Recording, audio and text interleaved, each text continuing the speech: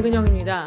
현역가왕 오늘 엄청난 무대를 앞두고 있습니다. 오늘은 13개 무대의 뒤집기 한 판과 패자부활전이 있습니다. 여기에서 준결승 진출자 14명이 가려집니다. 지금 현재 남아있는 여러 현역들 가운데서 대충의 이 리스트가 나오고 있어요. 그리고 떨어질 후보들에 대해서도 리스트가 나오고 있는데 아무래도 대국민 응원 문자에서 하위권이거나 아니면 경연에서 점수가 중후반대에 있는 그런 참가자가 떨어질 것이다.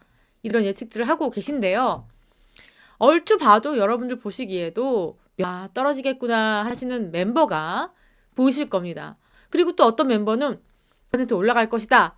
예측하고 있을 멤버들이 많을 텐데요. 오늘 어떤 보도가 됐느냐. 현역가왕 린 방출 위기 오열이라는 기사가 보도가 되고 있습니다. 엄청나게 많은 매체에서 이 같은 보도를 했는데 이거는요.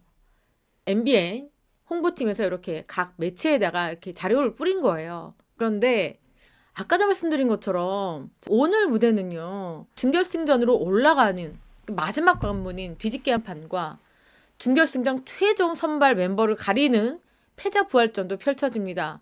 그러니까 뒤집기 한 판 무대 플러스 패자부활전. 우선 저희가 이 패자부활전 그냥 마스터들이 다음 올라갈 참가자를 뽑는 줄 알았더니 또다시 경연을 또 합니다. 그러니까 그냥 올라가는 게 아니라 매 라운드 대결과 대결이라는 끊임없는 이 경연이 이어지고 있는데요. 이번 방송은 1, 2라운드 그러니까 한 곡 부르기 그리고 뒤집기 한 판 합산 결과 상위 9명만 지금 결승에 진출하고 나머지 하위 9명은 방출 후보가 됩니다. 그래서 또다시 경연을 펼쳐서 높은 점수를 받은 사람이 다음 라운드에 준결승에 진출한다. 그 가운데서 이 린이 류현정한테 28점 차로 패배를 했죠. 공동 10위입니다 지금. 그런데 이 린이 어떤 이야기를 했느냐. 머리를 한 대 세게 맞은 것 같다. 그리고 앞이 캄캄하다. 내가 너무 자만한 게 아니었을까라는 이야기를 했다고 합니다. 자, 가요계에 데뷔한 지 얼마나 오래됐습니까? 린이 온갖 무대에 많이 섰는데 이렇게 본인의 음악 인생 통틀어서 내가 너무 자만한 거 아닐까라는 후회가 들게끔 생각되는 무대가 바로 이 현역가왕이 아닐까. 진짜 현역, 정말 오래된 경력이 있는 가수들도 이렇게 벌벌 떨게 만드는 그런 무대들이 이어지고 있다라고 보시면 될 것 같습니다. 또 린은요. 이 뒤집기 한 판을 통해서 이 고득점을 받아야 되는 상황이에요. 지금 류현정에게 28점 차로 뒤지고 있잖아요. 그래서 린이 엄청나게 열심히 노래를 불렀습니다. 이제 본인이 할 수 있는 모든 치트키를 다 동원해서 노래를 불렀어요. 그런데 린이 지금 마스터에게 아주 혹평을 받았다는 이야기가 있습니다. 자, 이 마스터 아마 윤명선 마스터 아니면 서른도씨 같은데 혹시 트로트를 따로 배운 적 있냐? 발라드 가수가 트로트 하기 정말 쉽지 않다. 이렇게 직설 화법을 날립니다. 린의 가슴에 그냥 화살촉을 딱 날리는 거죠.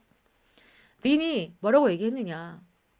사실 저는요. 제가 주로 해왔던 음악보다 훨씬 어렸을 때부터 트로트를 좋아했다라면서 울컥했다고 합니다. 그리고 고개를 떨구기까지 했다는데요. 린의 이렇게 힘들어하는 모습 그리고 울컥하는 모습 이번 방송에서 볼 수 있을 것 같고요. 심지어 린이요. 이 마스터 점수를 받은 다음에 휘청이면서 무대 뒤로 갔다고 합니다. 그리고 제작진 품에 안겨서 오열. 와, 펑펑 울었대요. 그래서 이 제작진도 부랴부랴 수습할 정도로 린의 눈물 엄청나게 많이 쏟았는데요. 데뷔 23년 차의 가수라는 그런 엄청난 경력이 있는 린이 도대체 어떤 말 그리고 어떤 무대를 펼쳤길래 이렇게 눈물을 흘리는지 많은 분들께서 생각할 수 있는데 하지만요. 린 경력이 있습니다. 관록도 있습니다. 쉽게 무너지지 않을 것이다. 이렇게 보여지고요. 아마도 이 준결승까지는 무난하게 올라갈 것이다. 하지만 이렇게 직설 화법에 린 씨가 아주 심하게 마음을 데인 것 같다. 하지만 극복해야 되는 것도 바로 이 현역들이 감당해야 될 몫입니다. 자, 뿐만 아니라 이 전유진 양에 대한 이야기도 나옵니다. 무대 끝난 뒤 후폭풍, 더 힘들다.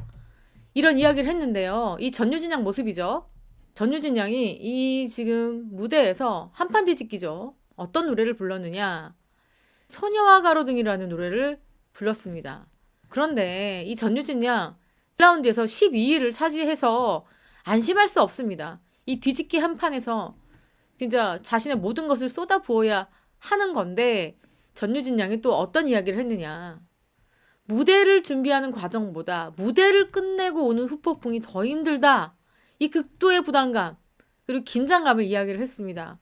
그리고 오랜 시간 열심히 준비했는데 이게 원하는 만큼 결과가 나오지 않으면 공허하다. 이런 이야기도 하고요. 하지만 느낌상 이 전유진 양이 이 김다현 양만큼 레전드 무대를 만들었다라고 생각되는 게 지금 들려오는 이야기가 이 전유진 양이 무대에서 지금까지 들어본 적이 없는 호흡과 발성과 창법으로 노래를 완성했다. 이렇게 나옵니다. 전유진 양이 아름다운 강산을 부를 때와 소녀와 가로등을 부를 때의 창법 자체가 완전히 달라졌다. 그렇기 때문에 아주 카멜레온 같은 색깔로 무대를 장악했다. 이렇게 보입니다. 전유진 양이 그리고 또 이런 이야기 했습니다. 너무 떨려서 잘못한 것 같다. 이렇게 이야기도 했는데 이렇게 역대급 그러니까 전유진 양은 그래도 나름 중위권입니다. 김다현 양만큼 아주 절망적인 점수는 아니에요. 그렇기 때문에 여기에서 전유진 양이 좀 더 실력 발휘를 한다면은 패자부활전까지 가지 않고 이 준결승 무대로 올라가는 9명의 명단에 오를 가능성이 매우 높다. 하지만 다현 양 같은 경우에는 패자부활전을 통해서 올라왔을 가능성도 높다. 이렇게 보입니다. 이 두 사람이 좀 올라오는 과정이 다를 것 같죠. 그리고 전유진 양이 이번 무대 응원투표 1위지만 또 심리적으로 좀 압박감이 있었다고 합니다. 서울하고 포항을 왔다 갔다 해야 했다고 합니다. 왜냐하면 전유진 양이 기말고사가 있었잖아요.